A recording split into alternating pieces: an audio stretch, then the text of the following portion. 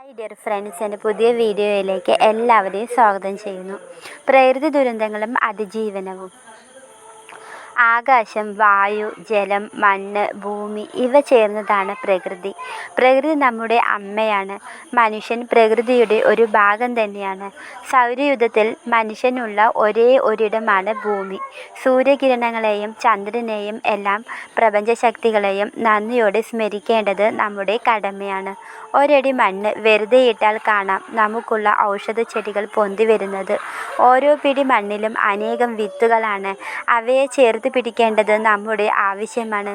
മറ്റേത് ജീവജാലങ്ങളെപ്പോലെ തന്നെ പ്രകൃതിയിൽ നിന്ന് വേറിട്ട് ഒരു നിലനിൽപ്പ് മനുഷ്യന് സാധ്യമല്ല. പ്രകൃതിയെ സംരക്ഷിക്കുന്നതിനു പകരം ആധിപത്യം സ്ഥാപിക്കാനാണ് മനുഷ്യൻ ശ്രമിക്കുന്നത്. പലതരത്തിൽ പ്രകൃതിയെ നശിപ്പിച്ചുകൊണ്ടിരിക്കുന്നു. സാമ്പത്തികവും സാംസ്കാരികവും സാമൂഹികവുമായ മുന്നേറ്റങ്ങൾക്ക് വികസനങ്ങൾ അനിവാര്യമാണ്. ഇത്തരം വികസനങ്ങൾ പ്രകൃതിക്ക് ദോഷകരമായ വിധത്തിൽ വ്യാപകമായ കയ്യേറ്റങ്ങൾ, ഖനനം, വനനശീകരണം, കുന്നിടിപ്പും വയൽ നിരത്തിയും ജലസ്രോതസ്സുകൾ നിരത്തിയും മലിനീകരിച്ചും പ്ലാസ്റ്റിക് മാലിന്യങ്ങൾ കത്തിച്ചും നിക്ഷേപിച്ചും പ്രകൃതിയെ നാം നശിപ്പിച്ചുകൊണ്ടിരിക്കുന്നു. ഒരു കാലത്തും പ്രകൃതിയെ തോൽപ്പിക്കാൻ നമുക്കാവില്ല. പ്രകൃതി നമ്മെ തിരിച്ചടിക്കുക തന്നെ ചെയ്യും. പ്രകൃതി ദുരന്തങ്ങൾ നമുക്ക് തുടർക്കഥകളായി മാറുന്നു.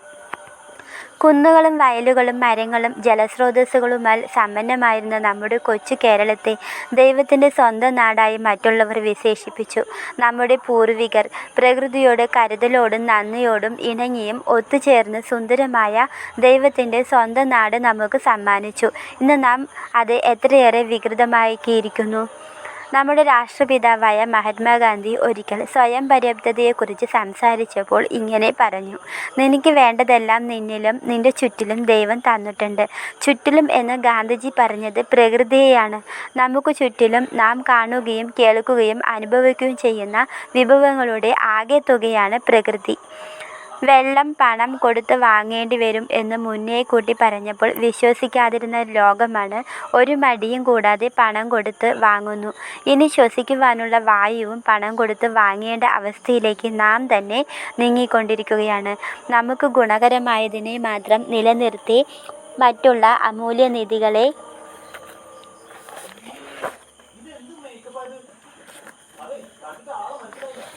നശിപ്പിക്കുമ്പോൾ ഭൂമിയുടെ ആവാസവ്യവസ്ഥ തന്നെ തകിടം മറിയുകയാണ്. മനുഷ്യൻ്റെ സുഖമായ ജീവിതത്തിന് ഉള്ളതെല്ലാം പ്രകൃതി ഒരുക്കി തന്നിട്ടുണ്ട്. ആർഭാടത്തിനും അത്യാർത്തിക്കും കരുതൽ ഇല്ലാത്തതിനാൽ ഇന്ന് മനുഷ്യൻ ചെയ്യുന്ന പല കാര്യങ്ങളും ഇനിയുള്ള തലമുറയുടെ ജീവിത ദുരന്തങ്ങൾക്ക് കാരണമാവുകയാണ്. നമുക്കറിയാം, 2013 പശ്ചിമഘട്ടത്തെക്കുറിച്ച് പഠിക്കാൻ ഗവൺമെൻറ് നിയമിച്ച ശ്രീ മാധവൻ ഗാർഗിൽ കമ്മിറ്റി പഠനങ്ങൾക്കു ശേഷം നൽകിയ റിപ്പോർട്ട് ഇപ്രകാരമായിരുന്നു: പശ്ചിമഘട്ടം ആകെ തകർക്കപ്പെട്ടിരിക്കുകയാണ്. ഇനിയും ഒരു നടപടി സ്വീകരിച്ചില്ല എങ്കിൽ കേരളത്തെ കാത്തിരിക്കുന്നത് വൻ ദുരന്തമാണ്. എന്നാൽ ഈ റിപ്പോർട്ടിന് വേണ്ടത്ര പ്രാധാന്യം ഉത്തരവാദിത്തപ്പെട്ടവർ നൽകിയില്ല. 2018 കേരളം പ്രളയക്കൊടുതിയിൽ ദുരന്തഭൂമിയായി മാറി. കടൽക്ഷോഭവും വെള്ളപ്പൊക്കവും കൊടുങ്കാറ്റും ഇന്ന് നമുക്ക് തുടർക്കഥകളാകുന്നു. പ്രകൃതിക്ക് മുന്നിൽ മനുഷ്യൻ ഒന്നുമല്ല എന്ന വലിയൊരു പാഠമാണ് ഈ ദുരന്തങ്ങൾക്ക് നമുക്ക് നൽകുന്ന തിരിച്ചറിവ്. പ്രകൃതിക്ക് മുന്നിൽ മനുഷ്യൻ ഒന്നുമല്ല എന്നതിന് ഏറ്റവും വലിയ തെളിവാണ് വയനാട്ടിലെ പ്രകൃതി ദുരന്തം. പ്രകൃതിയോടൊപ്പം നിന്ന് സഹജീവികളെ സ്നേഹിച്ചും സംരക്ഷിച്ചും നമ്മുടെ യാത്ര തുടരാം. നീർച്ചാലുകളുടെ സ്വാഭാവികമായ ഒഴുക്കിനെ തടസ്സപ്പെടുത്താതിരിക്കാം. ജലസ്രോതസ്സുകളെ സംരക്ഷിക്കാനും വൃക്ഷങ്ങൾ അനിവാര്യമായി വെട്ടിമാറ്റാതെയും പുതിയ വൃക്ഷങ്ങൾ നട്ടുവളർത്തിയും പ്രകൃതിയോട് ചേരാം. മാലിന്യങ്ങൾ ശരിയായ വിധത്തിൽ സംസ്കരിച്ചും ഭൂമിയുടെ ജൈവവൈവിധ്യത്തെ കാത്തും സൂക്ഷിച്ചും സൂക്ഷ്മതയോടെ ജീവിക്കാം. ഉയരട്ടെ പരിസ്ഥിതി സംരക്ഷണ പ്രവർത്തനങ്ങൾ. ഓർക്കുക, പ്രകൃതിക്ക് മനുഷ്യനെ ആവശ്യമില്ല. എന്നാൽ മനുഷ്യന് നിലനിൽപ്പിന് പ്രകൃതി അനിവാര്യമാണ്. Thank you.